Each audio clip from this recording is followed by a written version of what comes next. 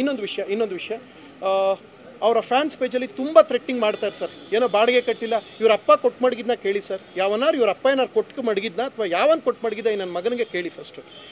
ಇವ್ರು ನಡೆಸ್ತಾ ಇರೋ ಪೇಜಲ್ಲಿ ಬರ್ತಾ ಇರೋದು ಸರ್. ಹೇಳ್ತಾ ಇದ್ದೀನಿ, ಬಾಯಿ ಮುಚ್ಕೊಂಡಿದ್ರೆ ಸರಿ ಸರ್. ನೀವು ನಟರಾದ ಮೇಲೆ ಬಾಯಿ ಮುಚ್ಕೊಂಡಿದ್ರೆ ಸರಿ ಸರ್.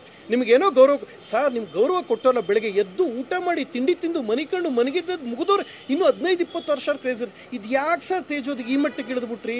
ಏನು ಸರ್ ನಿಮ್ಗೆ ಆಗಿರೋದು? ನಿಮ್ಗೆ ಬಂದಿರೋದು ಏನು ಸರ್? ಯಾಕೆ ಸರ್ ನಿಮ್ದು ಏನು ಸಮಸ್ಯೆ? ಬಾಯಿ ತೆಗ್ರೆ ನಮ್ಮ ಬಾಸ್ ಏನೂ ಕಿತ್ಕೊಳ್ಳೋಕ್ಕಾಗಲ್ಲ. ಏನು ಸರ್ ಅಲ್ಲಿ ಕಿತ್ಕೊಳ್ಳೋಕೆ? ಅದು ವಿಗ್ ಅಲ್ವಾ ಸರ್? ವಿಗ್ಗಲ್ಲಿ ಏನು ಕಿತ್ಕೊಳ್ಳಿ ಹೇಳಿ ಸರ್?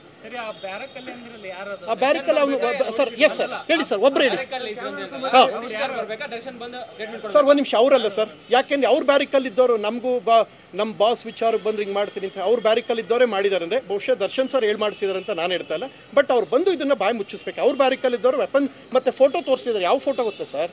ಆಗಸ್ಟ್ ಲಾಸ್ಟ್ ಇಯರ್ ತಲೆ ಮುಡಿ ಕೊಟ್ಟರು ಗೊತ್ತಾ ದರ್ಶನ್ ಸರ್ ಜೈಲಲ್ಲಿ ಇದ್ದಾಗ? ನೆನಪಿದೆಯಾ ನಿಮಗೆ? ಫೋಟೋ ಲೀಕ್ ಆಗಿತ್ತು ಗೊತ್ತಾ? ಆ ಫೋಟೋ ಮತ್ತು ಅವರು ಇಬ್ಬರು ಹೆಗಲ ಮೇಲೆ ಕಾಯ್ಕೊಂಡಿದ್ದಾರೆ. ಆ ಫೋಟೋ ಸರ್. ಅವ್ರು ಬಂದು ಹೇಳ್ಬೇಕು ಸರ್. ಯಾರು? ದರ್ಶನ್ ಸರ್ ಬಂದು ಇದು ಹೇಳ್ಬೇಕು. ಅಲ್ಲಿ ತನಕ ಆಮರಣ ಅಂತ ಉಪವಾಸ ನಾವು ಮಾಡ್ತೀವಿ ಸರ್. ನಮ್ಗೆ ಹೆಚ್ಚು ಕಡಿಮೆ ನೀವೇ ಜವಾಬ್ದಾರಿ ಆಗ್ತೀರಿ ಸರ್. ನೀವು ನಿಮ್ಮ ಫ್ಯಾನ್ಸನ್ನು ಬಾಯಿ ಮುಚ್ಚಿಲ್ಲ ಅಂದರೆ ಮಜಾ ತಗೊಳ್ಳೋದಲ್ಲ ಸರ್. ಇಲ್ಲಿ ಬಂದು ಉತ್ತರ ಕೊಡಬೇಕು. ನಾವು ಬೇಜಾರು ಮಾಡ್ಕೊಳ್ಳೋ ಸರ್, ಕೋಪ ಮಾಡ್ಕೊಳ್ಳೋ ಸರ್ ಅಂದರೆ ನಾವು ಬೇಜಾರು ಮಾಡ್ಕೋತೀವಿ ಸರ್, ಕೋಪ ಮಾಡ್ಕೋತೀವಿ ಸರ್, ನೊಂದ್ಕೊಳ್ಳಲ್ಲ ಸರ್, ನೋಯಿಸ್ತೀವಿ ಸರ್. ಅವ್ನು ಯಾವುದೇ ಮಗ ಆಗಿರಲಿ ಸರ್, ನೋಯಿಸ್ತೀವಿ ಸರ್. ಇನ್ನೊಂದು ಸಲ ಹೇಳ್ತಾರೆ, ನಾನು ಬಾಡಿಗೆ ಕಟ್ಟಿಲ್ಲ, ನಿಮ್ಮಪ್ಪ ಕೊಟ್ಟು ಮಡಗಿದ್ದ ಅದನ್ನು ಹೇಳಿ ಸರ್. ನಾನು 5 ವರ್ಷದಿಂದ ಇದ್ದಿದ್ದ ಮನೇಲಿ ಕಟ್ಟು ಬಿಟ್ಟ ನಿಮ್ಮಪ್ಪ ಕೊಟ್ಟು ಮಡಗಿದ ಇಲ್ಲ ನಿಮ್ಮವ್ವ ಕೊಟ್ಟಿದ್ರಾ? ಯಾರು ಕೊಟ್ಟಿದ್ರು ನನಗೆ ಬಾಡಿಗೆ?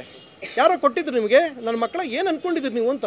ನೀವು ಆಮೇಲೆ ನೆನ್ನೆ ಸಾಲ್ವ್ ಆಗುತ್ತೆ ಅಂತ ಕಳಿಸ್ಬಿಟ್ಟು ಇವತ್ತು ನೋಡಿದ್ರೆ ಏನು ಹೇಳೋರು ಗೊತ್ತಾ? 2000 ಪೇಜ್ ಕುಡಿದು ಸರಿ ಬರೋಕ್ಕೆ ಸಾಕ್ಷಿ ಹೇಳೋಕ್ಕೆ ಇಲ್ಲೆಲ್ಲ ಬಂದಿದ್ದಾರೆ ಅವರು. ಅಲ್ಲಿ ಯಾರು ನೋಡಿದ್ರು ಅವರೇ ಪ್ರತ್ಯಕ್ಷದರ್ಶಿ. ಕರಿಪ್ರಕಾಶ್ ಅವ್ರನ್ನ ಬನ್ನಿ, ಮಹೇಶ್ ಬನ್ನಿ.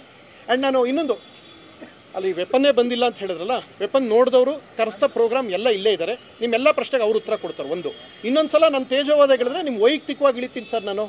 ನಾನು ಯಾರ ಜೊತೆನಾರು ಹೋಗ್ತೀನಿ. ನಾನು answerable for my wife sir. ಹೌದಲ್ವಾ sir? I am answerable for my wife. ಇದು ಕನ್ನಡ ಚಿತ್ರರಂಗ ನಡೀತಾರ ಮಾಫಿಯಾ ನಿಲ್ಲಬೇಕು.